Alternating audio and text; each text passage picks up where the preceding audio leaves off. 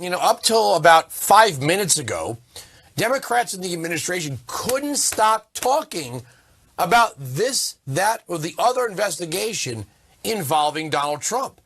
Throughout his presidency, they not only wanted him investigated every 5 seconds, they also wanted his family investigated. And Democrats openly called for the jailing of the Trump kids. Now, all of a sudden, when it comes to the Hunter Biden investigation, which is really a Joe Biden investigation, they're all mum. Does this not undermine the president's claim during the 2020 campaign and the reaffirmations of that claim by his two press secretaries since then, that he never once discussed his son's overseas business dealings with him? No, and I'm not going to comment further on this. We're good. James, let me save you some. Let me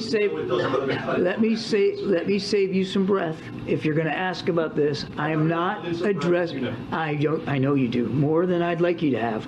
I am not going to address this issue from this podium. I'm just not going to do it. All right. I'm not going to do it. Where was the president? Thank you. Thanks, guys. Have a great weekend. Father's house. He doesn't want to talk about it. KJP doesn't want to talk about it. Biden doesn't even want to talk about it. That's for obvious reasons. But now, none of the Democrats want to talk about it. It's just conspiracy theory, right? Far right-wing MAGA conspiracy theory. My first guest represents Missouri's 4th Congressional District, Representative Mark Alford. Thanks for joining us. Good to be here. They investigated Donald Trump.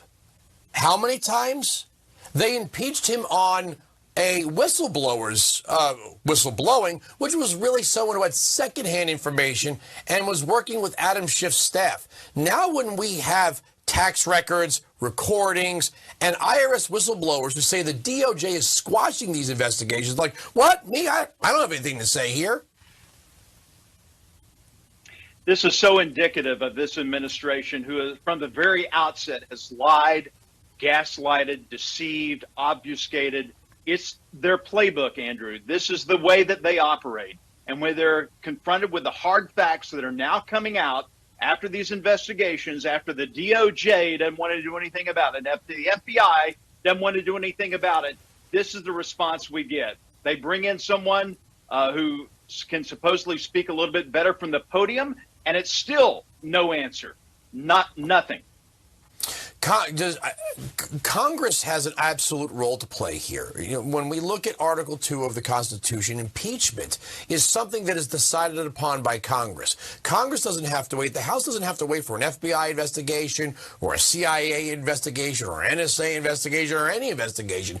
Congress, the House of Representatives, is free to investigate on its own terms and then decide whether or not a sitting president, a vice president, or any civil officer is deserving of impeachment. And then, of course, it goes to the Senate for conviction, which is a very high bar of 2/3. But this is not something that needs to be officiated by the FBI or the DOJ. If Congress gets its hands on recordings, you already have the Hunter Biden laptop, which is not Russian disinformation.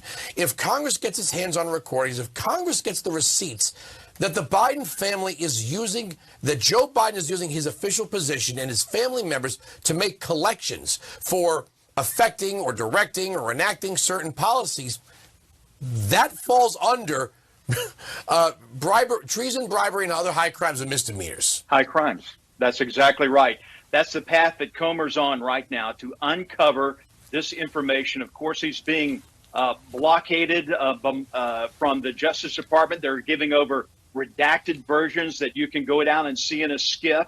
We need to see the full versions of these. The American people need to be made aware, and I think this will eventually come out if we can put enough pressure on them and the public can put enough pressure that this information will come out, and we will do it the right way. It's my belief that President Biden is part of a crime family. He needs to be impeached, but we need to do it the right way so we don't follow the destructive course that the Democrats did with President Trump. I agree with you. Got to have the receipts. It's funny. They basically said Trump's a bad man, so we have to investigate him until we find the bad thing that he's doing. And then when it came to the call with Zelensky, Trump's like, that's not what I said. Here's the transcript. And they still impeached him. Again, I 100% agree with you that if there are the receipts, If there is the hard evidence, whether it doesn't really matter what the DOJ thinks of this, it doesn't really matter what the FBI thinks of this. If the House of Representatives can lay out, here is what Biden was doing, here's what he was getting paid for, and here how is where the money is, you have no other choice. I don't think the Constitution gives you a lot of leeway, right? They actually name the things a president should be impeached for, unlike when the Democrats said, well, we can impeach Trump for conduct before he was president. You mean when he was a private citizen? Yeah, this is one of the greatest responsibilities, aside from declaring war, that Congress really has. It is a deep responsibility. We should not take this lightly.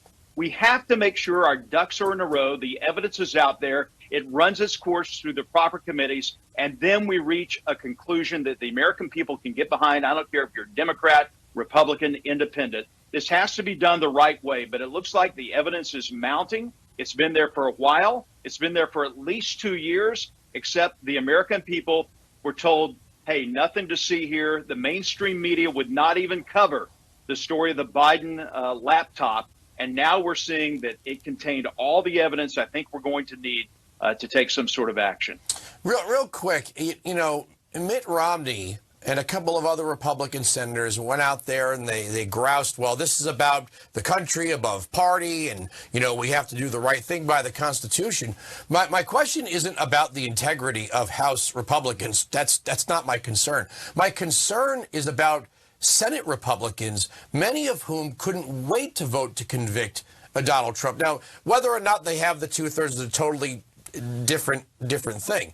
But I want to know where certain Republican senators stand. They were all too quick to vote to convict Donald Trump. What would they do now is my question for them. Well, I think you're going to have to ask people like Senator Romney if you can get a hold of him. I don't think it has to do with allegiance to Trump at this point. This does not involve Trump. Let's get President Trump out of the picture. This involves a sitting president of the United States who has been on the take for years, if not decades, who lives in a multi-million-dollar house, has several properties, and could be beholden to communist China, which is at the doorstep of Taiwan, getting ready any moment, unfortunately, to take aggressive action towards Taiwan. We have to make sure that we are a deterrent to that. We cannot do that with a president who shows continuous weakness on the world stage, and that is exactly what Joe Biden has done since day one. I don't disagree with you in any consideration for what about President Harris? Well, okay, that's a bridge you'll cross when you come to it, and don't get me wrong, it's a scary bridge, and it's not built very well.